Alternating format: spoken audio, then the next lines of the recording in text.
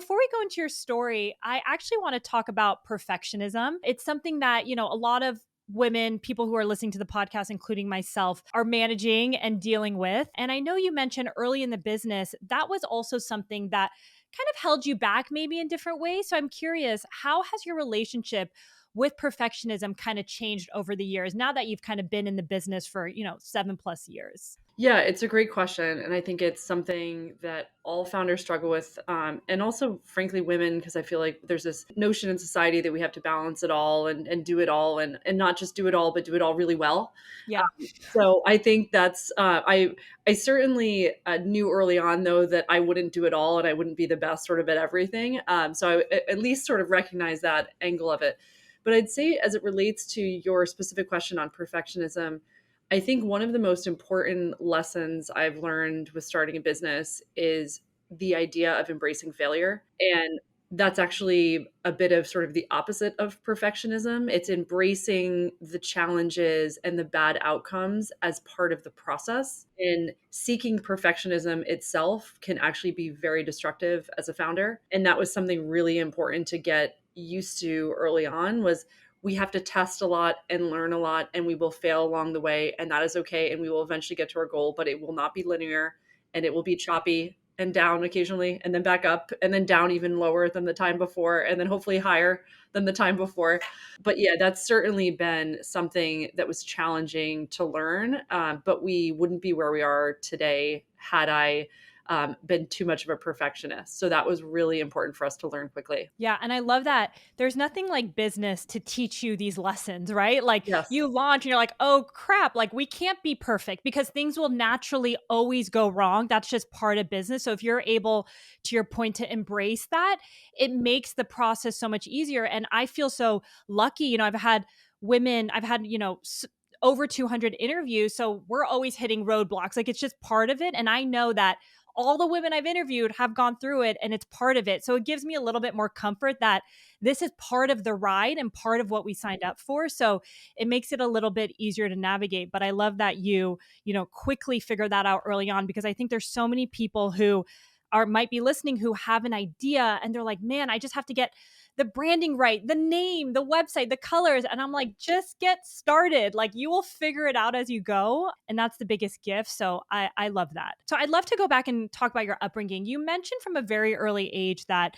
you wanted to be an entrepreneur. So I'm curious, tell me more about your upbringing and maybe if there were perhaps like critical moments or critical people or family members in your life who may have influenced who you are today. Yeah, so there's, I guess, a few things that I would say. The first one, so I grew up in Newport, Rhode Island, very beautiful summer town, but it was actually great from a childhood perspective. My dad was in the textile industry, and he really, I mean, growing up sort of in the 90s, he saw the highs of the industry and then also the lows. I mean, the US essentially has no textile manufacturing at this point, as it's largely moved offshore. So he had a pretty challenging career, but he didn't have a college education, always worked really, really hard. So I definitely got my work ethic from my dad. But also, I think perseverance as well, because he had to persevere through some challenging times in the industry he worked in. But he had interesting feedback for me when I was in college, and he knew I was sort of on track to go into finance. And to me, sort of as an undergrad at Columbia, I was in New York City, and I believe my parents dropped me off with like $20 a week allowance, which I learned also very quickly does not get you very far in New York. Mhm. So I got a job pretty early on doing kind of babysitting and tutoring, and then eventually got a job at an investment management firm in my junior year of college and loved it and wanted to go straight into investing. But eventually would start in investment banking. And I remember my dad being really proud that I got this great job and I was going to be self-sufficient financially.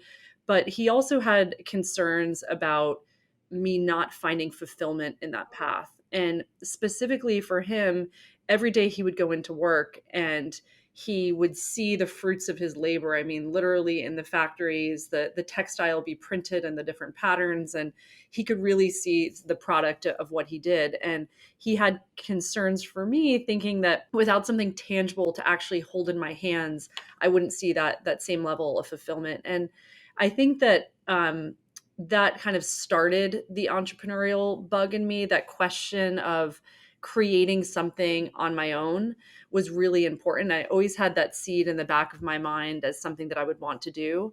I think it was also really important, and I'm sure we'll go into this later, that actually having that financial foundation was also really important for that journey as well. But he was a big part of it. And then I would say, lastly, I had two incredible parents. My mom, she was a stay-at-home mom, formerly a special education teacher, and she really taught me the importance of financial independence, being a woman. And I think that was something that sort of she grew up, I guess, in the 60s, and women became teachers or sort of stay-at-home moms or nurses. Those were essentially the career paths as she saw it at the time. And I remember kind of just always feeling like that was something that was really important to me, to be financially independent, given the opportunities I had, and something that she didn't. So those were two of the biggest influences, I think, that sort of started me off on the entrepreneurial journey. Yeah, I love that. And it's so interesting because similarly, my mom, I mean, she had a few businesses, but we're predominantly a stay at home mom. And she also put that in me and my sister's brain, like and my dad, actually, credit to both of them. Like, you always have to be financially independent, be on your own 2 feet. That's super important. And as I reflect back, like, also on my own journey, I went into finance, frankly, because it paid really well. And like, that was a narrative I had in my head, like, okay, I'm going to be on my 2 feet. I need to be financially independent. I enjoyed it for a while, but I love that, you also had this like entrepreneurial bug in the back, because when I was in finance for 7 years, and whenever I talked to people about my interest of wanting to take a leap one day, or maybe working at a startup, like I wasn't sure then, they would be like, well, you don't have, like, you're a finance person, like you don't have the background. And I was so confused. I'm like, isn't that a good thing? Like, don't you want someone who understands numbers, but who's also like willing to learn and be scrappy, and has an interest? So I just love to underscore that, because if you're in a different field and anyone's telling you you can't be into it, it is possible. And you're also living proof of that. And I love that. And it's also fascinating that your dad, very early on, as someone who has seen the ups and downs in business, you would think he would want his daughter to have a stable, financially, great job, but he's communicating to you that like you might not be fulfilled. Like, what a gift is that to have your parents will reflect that on you, right? Yeah, it's incredible. And it is, I mean, I think he definitely was happy to know that after, and my parents paid for college, and I feel super grateful, but they were also always made it clear that after graduation, that's the end of the financial support. So I think that he was happy that I would have that in the job that I received out of college. But there was always that wanting the best for me, and the sort of maximizing fulfillment piece of it too, that I love he that. hoped I would sort of solve in tandem, which is eventually what I did. Yeah. And yeah, it's cool to see that you're able to do both, right? You have, and which we'll get into a little bit later, because I think it's super inspiring. But so I want to go back to your early, finance investment banking days. I was also working in finance in investment banking, and seeing people's health shift at the time, it was just, normal. You just kind of work and you're like, oh, you're young, and you don't realize these small nuances actually are like very impactful for your health. So I know you've been on your own health journey, but was that lifestyle shift when you were working in New York and in finance, did that impact kind of your own well-being at the time, looking back, I guess now?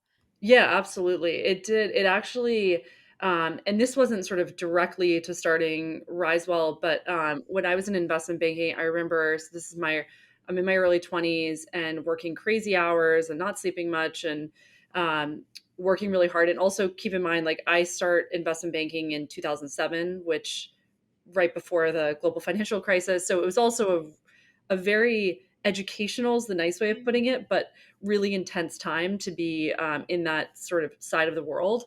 And so we were kind of working in an insane amount. And I remember like starting to get kind of stomach problems, and I had red bloodshot eyes, and my body was obviously not doing well at that point. Come to find out, after sort of many doctors and many years later, that I had a gluten allergy.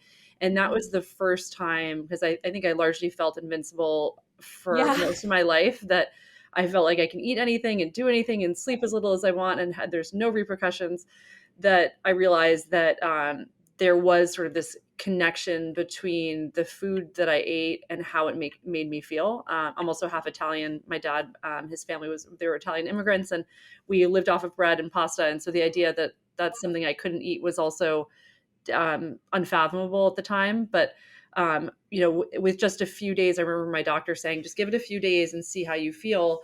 And about 2 or 3 days later, I was a completely different person. And that was really the first turning point, I would say, in my understanding of, what I was doing sort of exercise wise and food and all these things really would impact kind of the trajectory from there. And that was part of the beginning, but it started with food and then eventually moved to personal care products.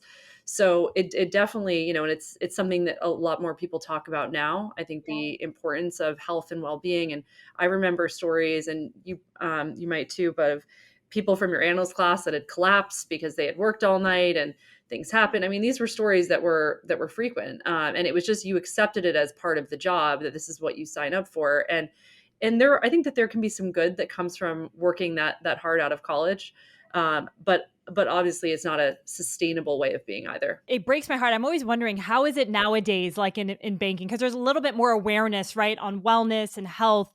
But it's crazy. And the moment that you realize like what you do with your body, what foods you eat, and you feel the connection between how in a positive way it could impact you, like there's no looking back after that. I remember my moment and I was like, wait, what? Like I had horrible cramps, horrible periods, and my doctor told me about this thing called seed cycling, which is now my business, and it truly like changed my life to the point where I also started a business, because I'm like, how have we not been educated about the things we do can make us just feel significantly better without any birth control or medicines or whatnot, band-aids per se. So I love that you saw that pretty early. Yeah, because those invincible days in your early 20s, they go away at a certain point. You're like, oh crap, I need to sleep now, and Yes. change my lifestyle. So you're in finance for quite a bit of time.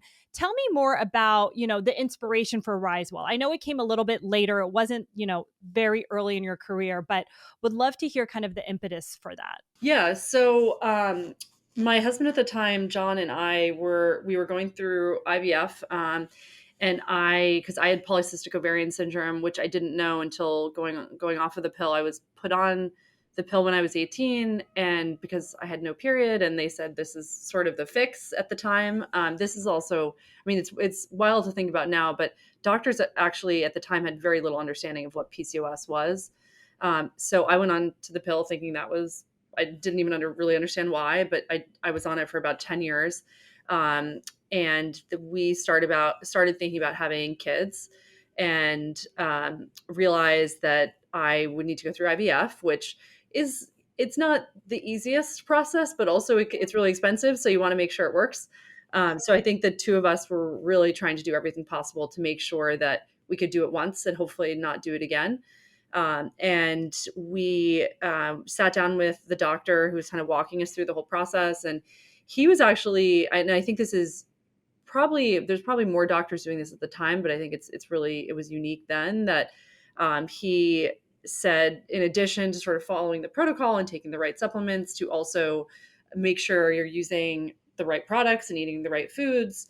And at the time I was already eating fairly healthy, but I said, let me think about the product part of it. And we went home and we turned our bathroom upside down, and most of the products that we were using were not great. We had this app that I think is still around called Think Dirty, and you essentially scan the barcode on the products and it rates it how dirty it is or not.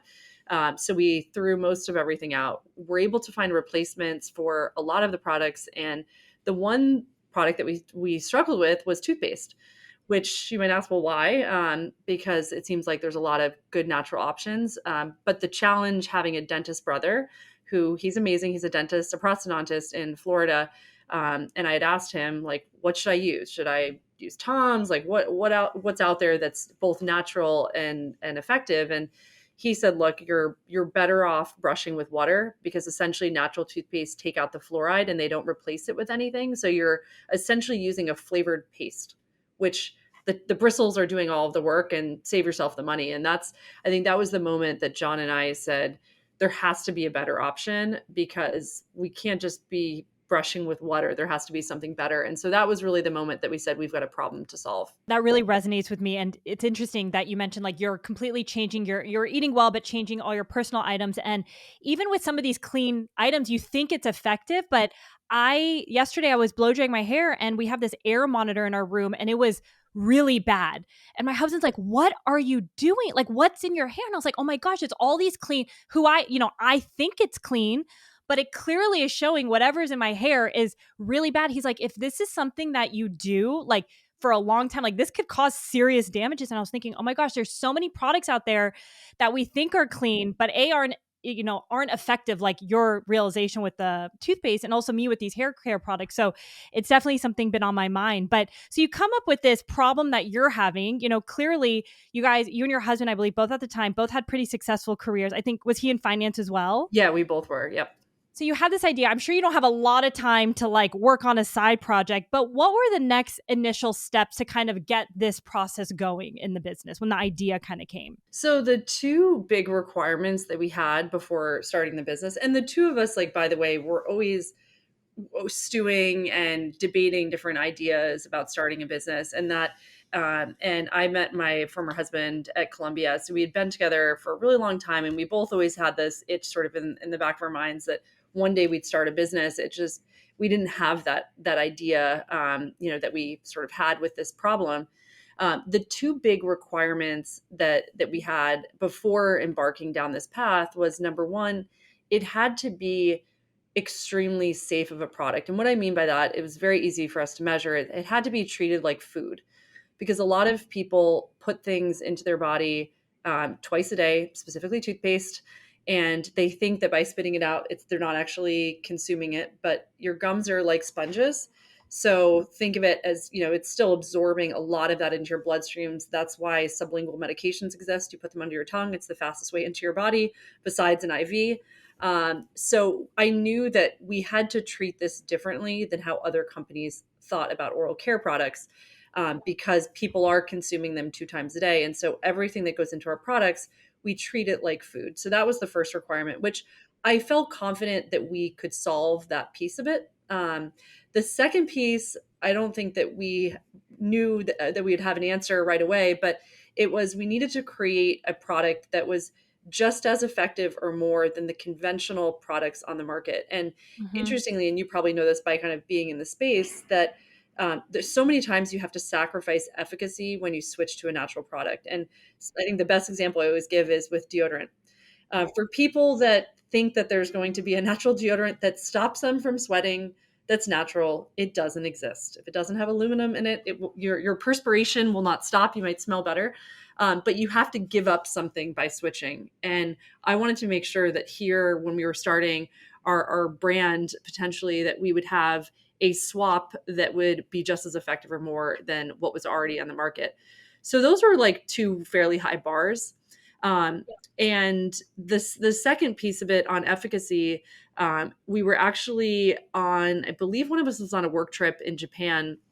And every time that we were sort of traveling, we were always checking out the drugstores and what they were using for oral care products. And we started sort of searching some of the ingredients on the back of the toothpaste. It's obviously all in Japanese. And realizing that this hydroxyapatite kept popping up. And when we looked into it, realized that hydroxyapatite, it was actually invented by NASA in the 70s, and because astronauts were coming back and their enamel was actually weakening from being in space. And so they said, how do we chemically manufacture more of this? They figured out how to do that in the 70s. And then the Japanese right away said, we need to put this in our toothpaste. So we have 50 plus years of data from Japan predominantly using this in their toothpaste. So it's about 60% of the market in Japan.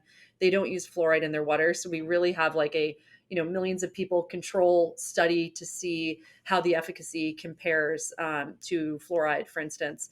And that was really our light bulb moment, because hydroxyapatite, while sounding completely unnatural, is actually 98% of your teeth enamel. It's 70 plus percent of your bones. It's highly abundant in our bodies and completely safe. So it was at that point that we said, let's go for this, because we're able to sort of solve both of those pieces that were really important for us. Yeah, I love that. And I love the two, aspects of you really focusing. We want to solve a better for you product that you can eat and it's consumable and safe, but you also want it to be effective or more effective than the natural product. I think a lot of people if they came up with that idea, they'd be like, crap, I don't even know where to start. Like, but the confidence that you guys have that there must be something out there. And I love the idea of, seeing what other countries are doing. Like, I also do that. I just go and I rummage around and I'm like, what are some ingredients they're using? So it's fun that, you happen to have been on a trip and it was like right time, right place, right inspiration, and that was like the great experience for you guys. So I love that. And did you have, in terms of manufacturing, because it wasn't so well known in the States, did you have any hiccups finding anybody to use that ingredient in creating toothpaste, or was it pretty straightforward at that point? It was fairly straightforward. I mean, there's complexity to toothpaste specifically that makes manufacturing a little bit more challenging. You have to use 5-layer tubes that the FDA requires, which only can come from China. I mean, there's kind of like weirdisms about the market that are unique.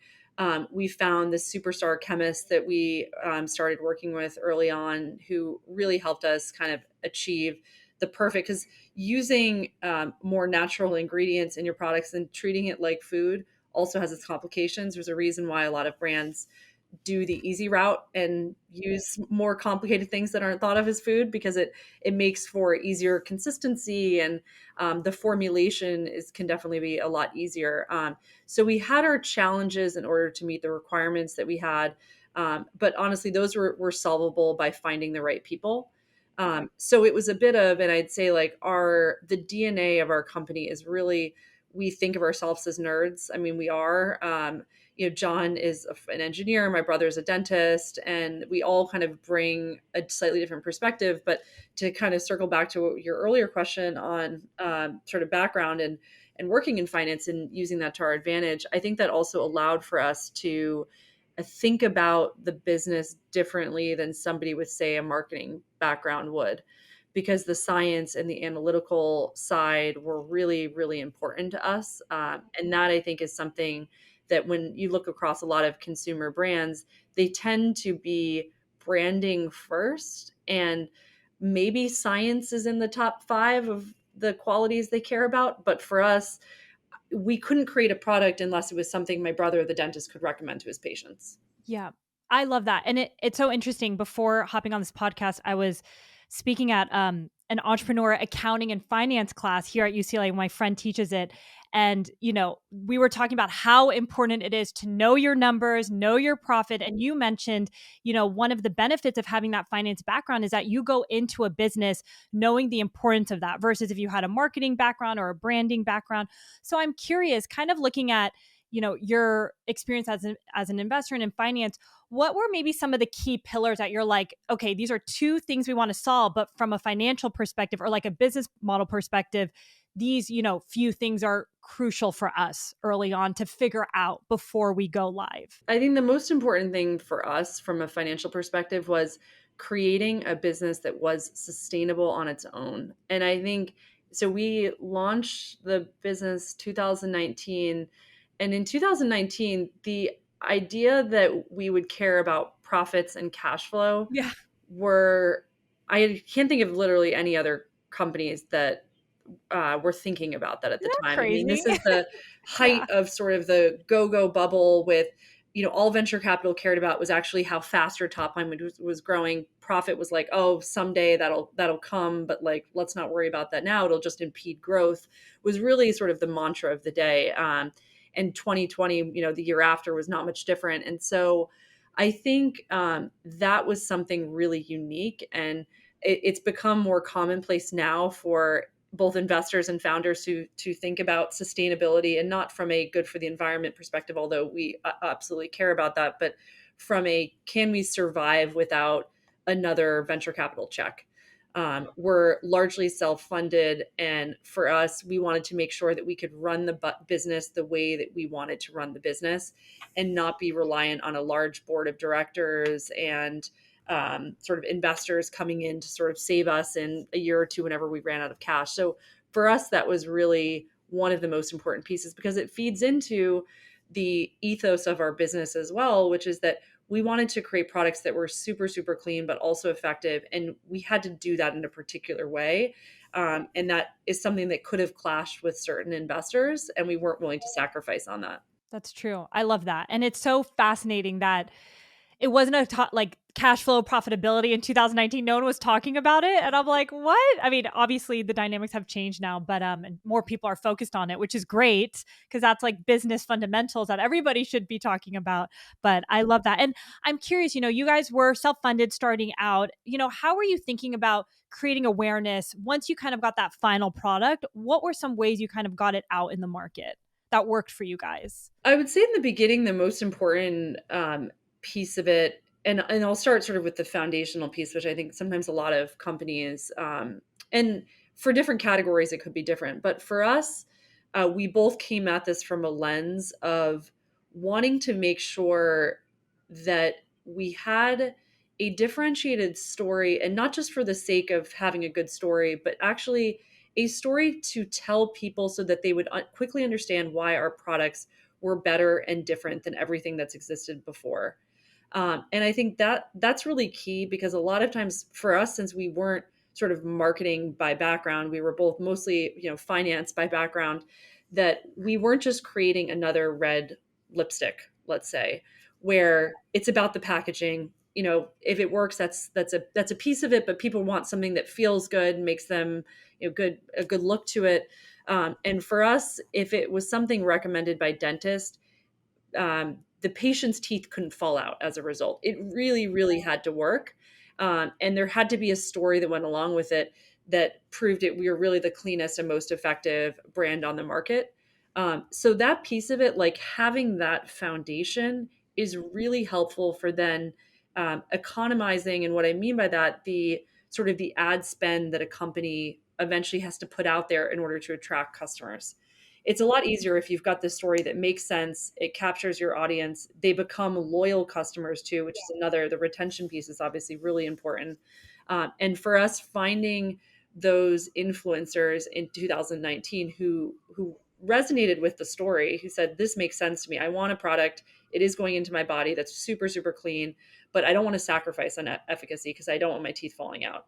And then finding those loyal group of people to help get the word out was actually really efficient from a marketing spend perspective, because we weren't in a sea of other products doing all of the same thing. I love that. And, you're going to an audience like dentists who really understand quickly, like, oh, this makes sense. Obviously, you need to have a great product to Yeah. prove the concept, but they understand what you guys are doing and are able to push it out. So when you were talking about influencers, were you talking about like just dentists who are able to kind of push your product? Or are you also talking about influencers, like wellness influencers and other people on social in the early days? Yeah, so it was both. I mean, we even went to dental conferences sort of early on just to sort of get feedback and thoughts. And funny enough, and it's probably not surprising, but the dentists actually, they took longer to get up to speed and get their support. And partly because most of them were just not aware of hydroxyapatite.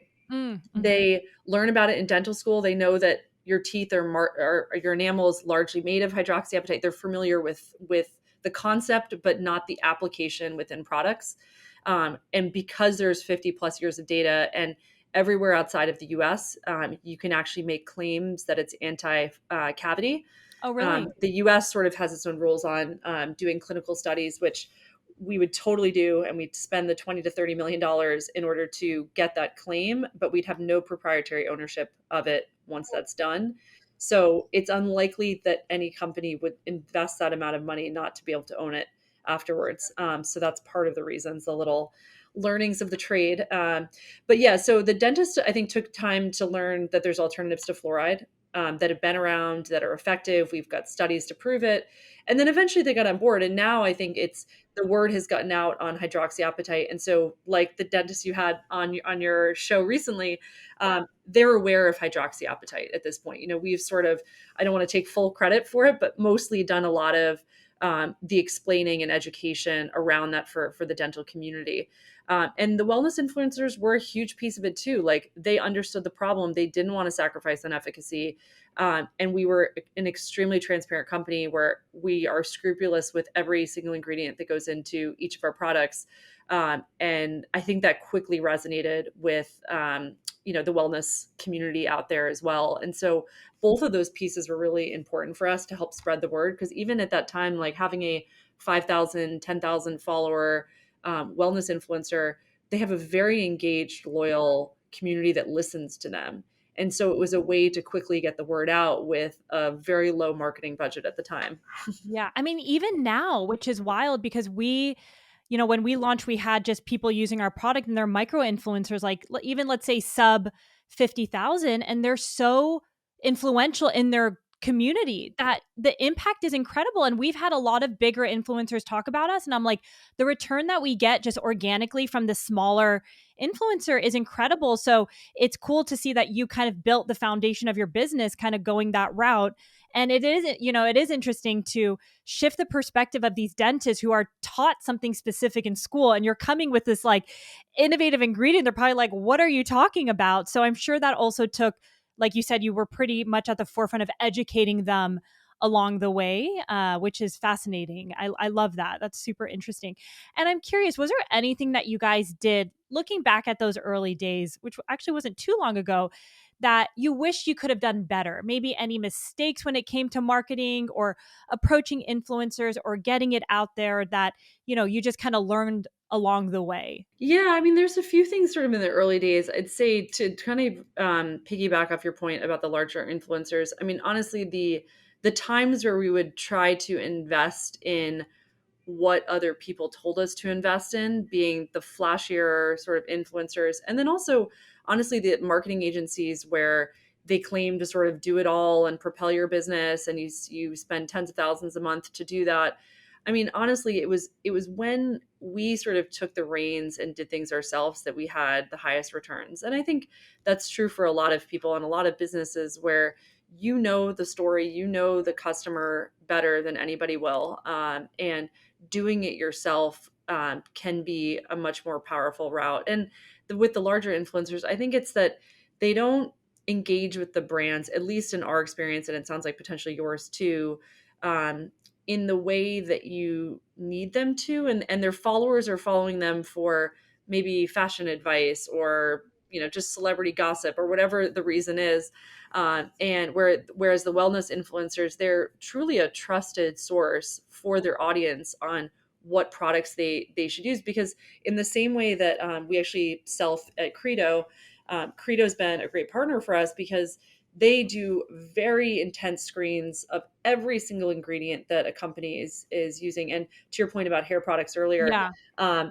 you cannot find a hairspray at their stores. And I'm always like, I just need a hairspray. I'm gonna curl my hair. I just need to hold it in. And they're like, there's this, I think it was a powder or a gel. They're like, you can use this. This like meets our requirements. But if it's an aerosol, like we don't do any aerosols because they're bad for you. And it's helpful for a consumer to be able to go in and say, I trust this place to have curated the products in a way that I know that they're going to be clean and safe. And funny enough, oral care, which they didn't get into until more recently, is really like, one can become obsessive, which I am a little bit about, like doing everything healthy and eating the right food and using the right products and having the right carpets and, the air Yeah. sensors. Like I have all that stuff too. But honestly, the top thing is like what is going actually into your body, and toothpaste is a part of that. Whether or not people like that idea, it is. So your skin's actually a decent barrier, and so if one is sort of finding an area to focus on, it's what goes in your body is really kind of the top of what matters on the scale of sort of where you should focus on. No, it's so true. And it's interesting because I didn't think too much about it until like recent, maybe the past year. I was switching all other stuff, my makeup, my hair stuff. And what you mentioned in terms of like you're ingesting the toothpaste. We had a toxicologist on our health podcast. Obviously, this is her world. And I was like, all right, what would be the few things that you would do to change, early on? Because obviously we all can't change everything instantly. It takes a process, right? And she was saying anything that is like in your mouth or around your mouth. So even like outside of toothpaste, your lipstick, right? Like I have yet to convert over all my makeup, but now I'm like, all right, I'm going to make sure whatever touches my mouth, I'm going to be very mindful of. So yeah, it's something that people don't think about is toothpaste, and also floss, right? Can you maybe share more about what's in the conventional floss and what we need to be mindful of as well? Yeah, it's a great question because I think a lot of people are not aware that things like floss and also things like tampons and other sort of personal care products, the FDA does not require companies to disclose ingredients in those products, Oh, which gets me so is, mad. I know it's a crazy concept. But we, as we are with all of our products, we actually put the ingredients right in the back of our floss. So there's no sort of hiding anything that's in our products. But the most harmful thing is essentially a Teflon like derivative that's in floss. So I won't name any specific names of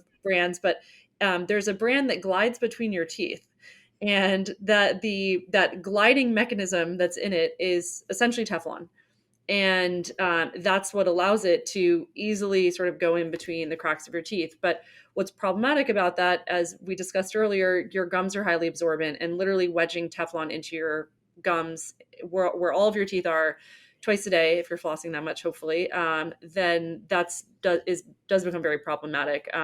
Natural flavors are not actually natural, so what is Yeah. in that, the companies don't even know. That's why we steer clear of any natural flavors that are not actually natural, because we couldn't be a transparent company and say to the world, we know everything that's in our product, but we don't know what the natural flavors are because the company won't tell us, but we think that they're natural. That doesn't cut it, when we treat our products like food. So I'd say that those are some of the big culprits in floss, but Teflon being the worst of it. I mean, it's not allowed to be in pans anymore, but people can use it in their floss, which is a I crazy can't concept. believe it. Oh my gosh. And I know what you're talking about. And I actually really enjoyed it from a gliding perspective. I used that floss for years. So it's crazy to even know that. Wow. Wild. Yeah, and look, toothpaste unfortunately is not much better. I mean, even just, I mean, you're probably aware of sort of SLS, which is the foaming agent that's in toothpaste. It's toothpaste should not foam. I think that's like a big misconception. There's things in conventional toothpaste, ingredients like triclosan, which the FDA actually banned in hand soap because it was causing cancer in lab rats. So you can't find it in hand soap anymore, but the toothpaste lobby was nice enough to fight for it to stay in toothpaste. So you can still find it in toothpaste. But so it's things like that that we can't treat it like food if we include those ingredients. Or propylene glycol, it's the main ingredient in antifreeze. Fluoride is a neurotoxin. You wouldn't want your kids swallowing copious amounts of toothpaste. So, like, the list is long, and I think toothpaste has always gotten a pass from people because they spit it out. So it's fine. And smartly, a lot of the companies put the ingredients on the box, and you throw out the box and you're left with a tube, and you never will know what the ingredients are unless you've saved the box, which nobody does. That's so interesting. That's wild to even think about. Oh my gosh, so many things to consider, but so glad you've created a better for you alternative there that we can actually use that's effective and tastes good and is good for you. And you have kids options, which I love because, yeah, thinking about kids ingesting that like breaks my heart, and kids are swallowing it when they're young, they don't know what they're doing to spit it out. So I feel like it blows my mind. It's so crazy. Well, the interesting, like, just thing to add to that, which is really fascinating about hydroxyapatite specifically, is dentists would love for you to be able to keep your toothpaste on your teeth overnight, like copious amounts of fluoride on your teeth. But there's a reason why it says call poison control on the back of your toothpaste, and it also says to spit out your toothpaste because you can't leave fluoride, tons of it, in your mouth overnight. That's just not okay from a safety perspective. With hydroxyapatite, since there are no safety issues, you can have it stay longer on your teeth, which is the longer the contact it has with your enamel, the more that it can help to rebuild your enamel because it's a crystal. And so there's really awesome applications to it because there are no safety issues. So you can take globs of it, and if you have a tooth that's becoming sort of a cavity is happening down the road, like, it can actually help to fill in sort of these pre-lesion spots that could eventually turn into cavities. And there's no safety consequences to doing that. I mean, you could even put it in your aligners at night. I mean, it's a cool feature that you just can't do with something like fluoride. I love that. And one thing that you mentioned, this was the biggest adjustment for me. And I kept asking my husband, like, so is it working if it doesn't foam? Like, literally, I'm like brushing my teeth. I'm like, is this thing working? But it's an adjustment. So it's crazy to understand the back end around foaming. And, obviously it's not critical for dental health. It's actually worse, like you were mentioning. So that was an adjustment. But now I'm totally sold and see an impact with these cleaner versions and what you guys are building. So I love it. I want to transition over, you are incredible in so many ways. You are, you have many different jobs. You're the co-CIO of Axon Capitol. You're also the co-founder of RiseWell, and you're a mother, three very important jobs. I don't like the word balance, but I look at you and I'm like, what are maybe some of the secrets to managing a full plate and a big life, right? Everyone who's listening in right now on the podcast wants to do what they're passionate about, do it all, have a family, including myself. So, what are some ways that you've kind of ebbed and flowed in your life to get like a good combination of these three very important things in your life? If that makes sense. Very long winded way of asking. Yeah, no, it is. It's a really good question. And honestly, I mean, this goes back to actually your first question about perfectionism. I think the two questions are inextricably linked in that I have, just like I've recognized that I am not going to embrace perfectionism with everything that I do. It's actually accepting failure, honestly. I mean, there's many areas in my life, and it's not just with RiseWell, but personally and professional and other areas in investing, that I've had setbacks and what, others, maybe myself, would deem as failures. And the truth is like, I'm not going to do it all. And I'm actually okay with that. And I think that's given me a lot of peace to know that I don't have to do it all. And there will be times when maybe I'm a great mom and I'm not doing a great job as an investor, or and that's just a part of accepting having a full plate, is recognizing that just like you have to embrace failure in starting a business, that doing that, I think, for the rest of your life as well. And that doesn't mean to strive for high sort of goals and to achieve, because certainly that's something I think that I feel very strongly about, and hopefully instilling that upon my kids. But I mean, my co-founder, who I was married to, and we are now divorced. We are great business partners. We're amazing co-parents to our 5-year-old son, Leo. And that sort of happened while we were starting RiseWell.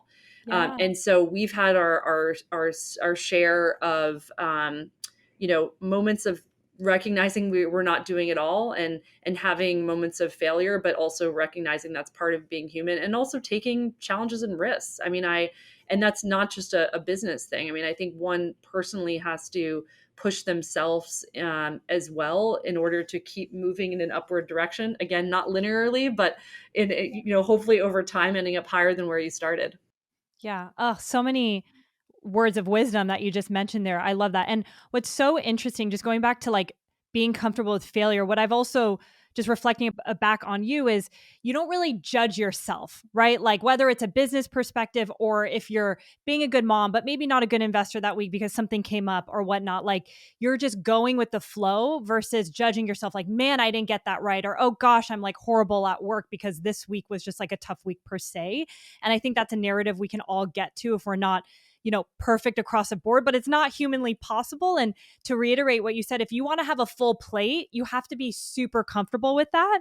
And, that's something I still continue to work on. And, both me and my husband have our own businesses. We don't have any kids yet. So I just know I got to get used to this and being comfortable, because I'm sure adding kids on top of that is like a whole other layer, and Yes. you literally were pregnant with Leo when you were launching RiseWell, which is so interesting. And, actually, a lot of women on the podcast, which I find fascinating, start their businesses when they're pregnant, like, Mhm. or when a kid is very early. I mean, what were maybe some of the opportunities there? You have this young newborn, you're launching a business. Like, how was that experience? Well, I mean, I think that this all came about from, going through the IVF process. And so we always, John and I are always joking that, I mean, this is our second baby, is our business. Totally. And I mean, a lot of people sort of say that, and it's really true for us. I mean, Leo was born and RiseWell was born shortly thereafter.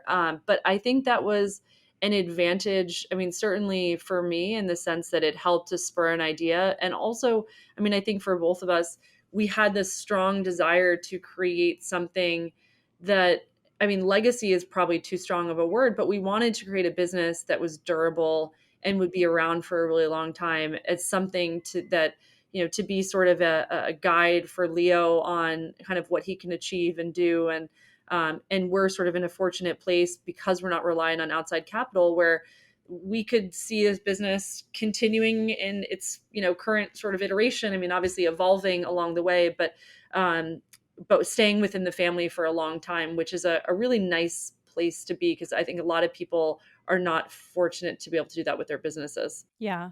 No, totally. No, I love that you guys are majority owners, self-funded, and you have a why behind the business, which makes juggling it all maybe a little bit easier because you're passionate about it, but totally resonates with you saying you have two kids. Leo, RiseWell, Bia, my business is my first kid. I care a lot about it, but it's so true.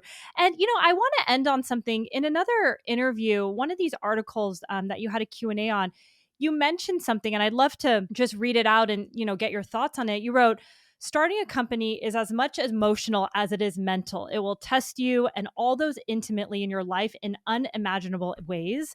It is so accurate and really resonates with me as I'm reading it, but would love to hear maybe your perspective around, what does it mean? Like when you were saying starting a company is as much emotional as it is mental, because I think we don't talk enough about that piece. For me, it's a lot of sort of the mental piece of it is the wherewithal that is required. Because when I talk about embracing failure and understanding that perfectionism will not exist, that concept is a mental one, in that you have to fully get behind that concept mentally and be able to trudge through those moments of failure that some would sort of at that point be like, we tried and we're done, and Yeah. keep going. I mean, honestly, that's what it comes down to. And the keep going part is, it's a mental concept where like you are, I've got this, and this, I'm going to look back on this and reflect. And it's not about like not judging yourself, but it's actually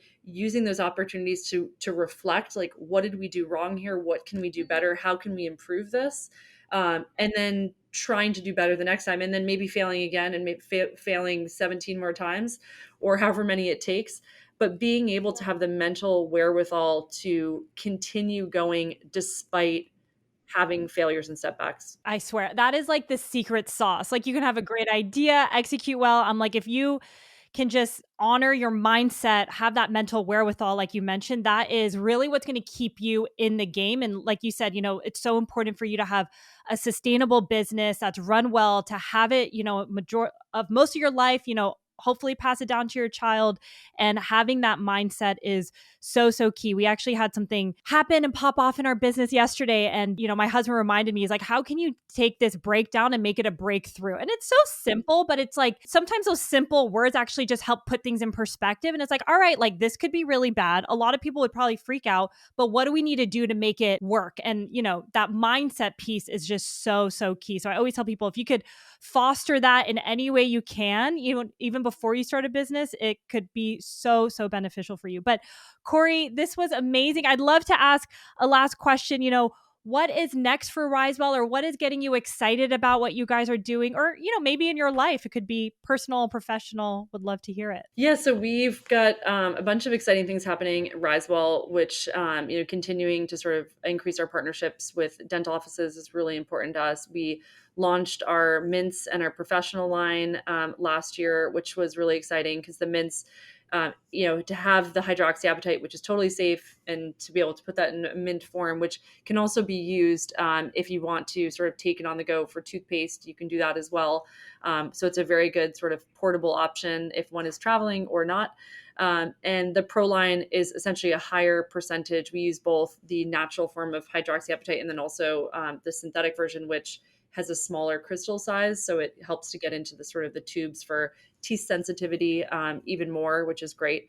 So both rebuilds the enamel and helps with sensitivity, which a lot of people have, especially if you've been teeth whitening at all. Yeah, so those are really exciting. And we have new product launches on the horizon as well.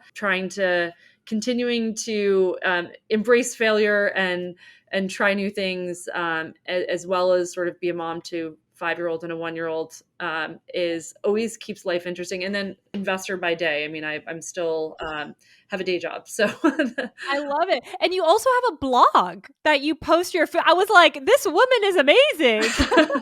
it was actually, the blog was sort of created mostly for like immediate family and friends. They'd always be like, what's that recipe? I want to know. And Yeah. over the years, I mean, after having sort of finding out had a gluten allergy, wanted to sort of put pen to paper and jot down essentially take unhealthy recipes and turn them healthy. And that's my my third job, but it's not a job. It's just for fun, but I love it. And I love cooking so much. Yeah, I love it. Well, Kori, it was such a pleasure to have you join us today. Big fan of you and what you're building. And I'm so excited for everyone to just learn more about you from today. So thank you so much for joining us. Thank you again. This was a great conversation.